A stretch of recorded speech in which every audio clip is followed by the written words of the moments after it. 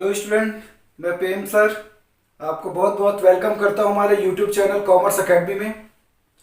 तो फ्रेंड्स, जैसे बार बार स्टूडेंट्स की डिमांड आ रही है कि बीकॉम के लिए क्लासेस कंडक्ट की जाएं, तो उसमें आज हम चैप्टर स्टार्ट करेंगे ब्रांच अकाउंटिंग। और ब्रांच अकाउंटिंग इम्पॉर्टेंट है ना केवल बीकॉम प्रोग्राम या बीकॉम ऑनर्स के लिए, बल्कि सीए इंटरमीडिएट के लिए एंड अदर प्रोफेशनल कोर्सेज के लिए। तो स्टार्ट करते हैं ब्रांच अकाउंटिंग, या बोलेंगे अकाउंटिंग फॉर ब्रांचेस।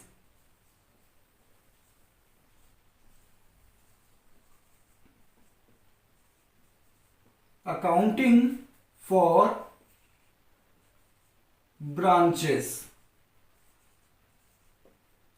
अब इससे पहले कि हम ब्रांचेस के अकाउंटिंग स्टार्ट करें, सबसे पहले समझना है ब्रांचेस कहते किसे, मीन्स ब्रांच क्या है, मीनिंग ऑफ ब्रांच क्या है।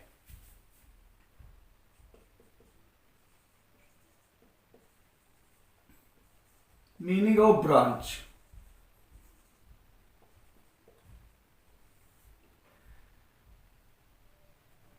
अगर ब्रांच की बात करें तो ब्रांच एक, मान लीजिए ब्रांच का कॉन्सेप्ट आया कहां से।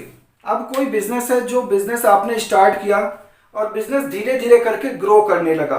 ग्रो करने का मतलब क्या है कि बिजनेस में आपके कस्टमर का बेस बढ़ने लगा। कस्टमर बेस बढ़ने लगा, एक पर्टिकुलर लोकल एरिया के बहुत सारे कस्टमर आपके पास आने लगे। तो आप सोचते हैं कि क्यों ना इस बिजनेस को हम दूसरे एरियाज तक भी पहुंचाएं, क्योंकि दूर के एरिया के कस्टमर आपके पास तो नहीं आएंगे, आपको ही उन तक जाना पड़ेगा। तो उन तक जाने का एक ऑप्शन है कि क्यों ना हम अपने अदर लोकेशंस पे अलग अलग अपनी बिजनेस की सब्सिडरी यूनिट ओपन कर दें, जिसे हम बोलेंगे ब्रांच। तो हम कह सकते हैं कि a branch is a subordinate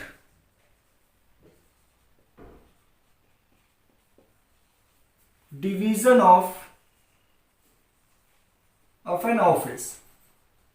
office means head office.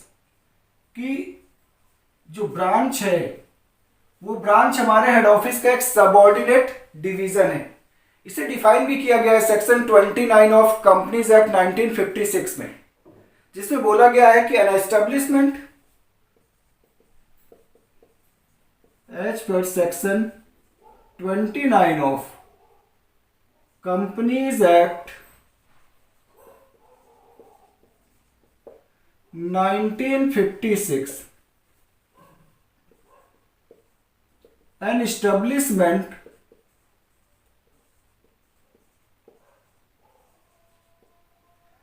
which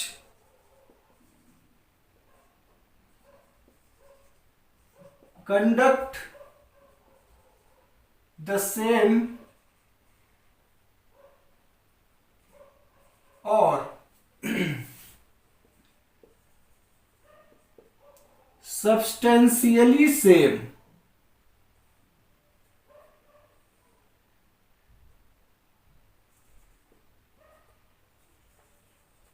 substantially the same activity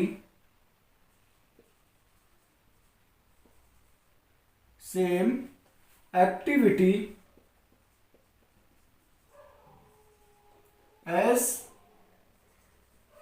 that of the head office।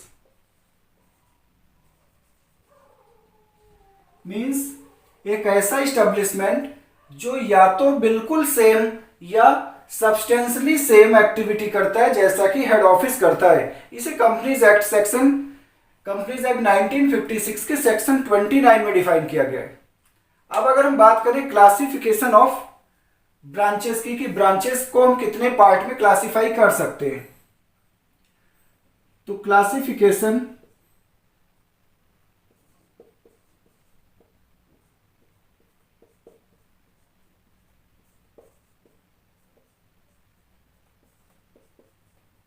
Of branches.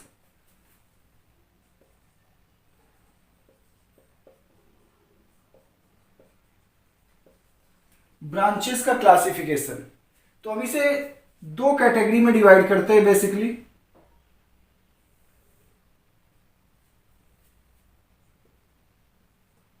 एक तो inland branches,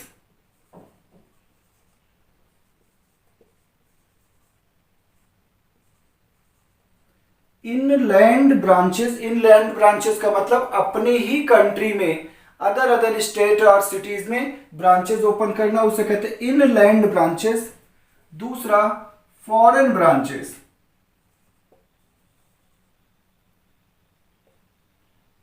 foreign branches, foreign branches जो कि सीए इंटरमीडिएट के कोर्स में है, इसे भी करेंगे। अब इनलैंड ब्रांचेस को फर्दर दो कैटेगरी में डिवाइड किया गया है। वो कौन सी कैटेगरीज हैं?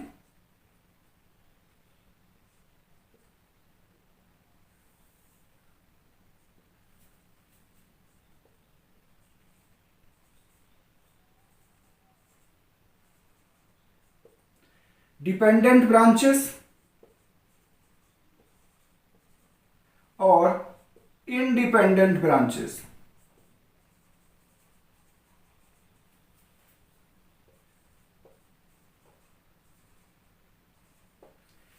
डिपेंडेंट ब्रांचेस वो ब्रांचेस हैं जो हेड ऑफिस पर ही हर चीज के लिए डिपेंड करती है। मीन्स वहीं से मटेरियल आएगा, वहीं से पैसे आएंगे हेड ऑफिस ब्रांच के एक्सपेंसेस के लिए। जो एवरीथिंग चीज मीन्स एवरी एक्टिविटी के लिए हेड ऑफिस पर डिपेंडेंट हो, उसे कहते हैं डिपेंडेंट ब्रांचेस। और independent branches are those branches which have some liberty in terms of purchase of material और purchase of product from the local market. तो और ये कुछ एसेट्स भी परचेज करना चाहे ब्रांच के लिए तो परचेज कर सकते हैं। ये अपने सब्सटेंशियली मेजर डिसीजंस भी ले सकते हैं, बट ऑल डिसीजन नहीं। अब बात करें अगर डिपेंडेंट ब्रांचेस की, तो डिपेंडेंट ब्रांचेस को फर्दर, डिपेंडेंट ब्रांचेस की अकाउंटिंग को समझने के लिए फर्दर हमें 4 मेथड्स फॉलो करने हैं। तो हम आज डिपेंडेंट ब्रांचेस स्टार्ट करेंगे।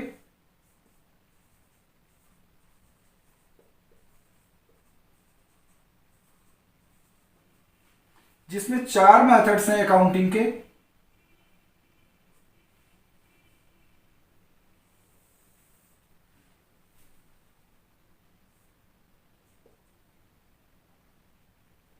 पहला है डेटर्स मेथड,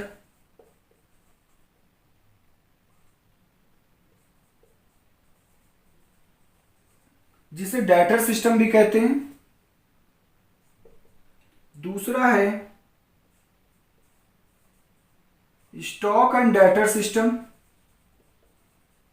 या मेथड। तीसरा है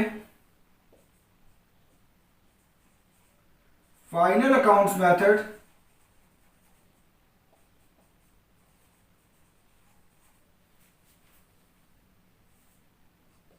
और चौथा है होलसेल प्राइस मेथड। ठीक है, तो ये है ब्रांचेस का इंट्रोडक्शन। और अब इसमें हम एक एक करके सारे मेथड्स कंप्लीट करेंगे। तो सबसे पहले हम डेटर्स मेथड स्टार्ट करेंगे। डेटर्स मेथड में क्या क्या अकाउंटिंग होती है, कौन से फॉर्मेट्स हमें तैयार करने, पहले फॉर्मेट सीखेंगे, फॉर्मेट के बाद फिर एक क्वेश्चन कंप्लीट करेंगे।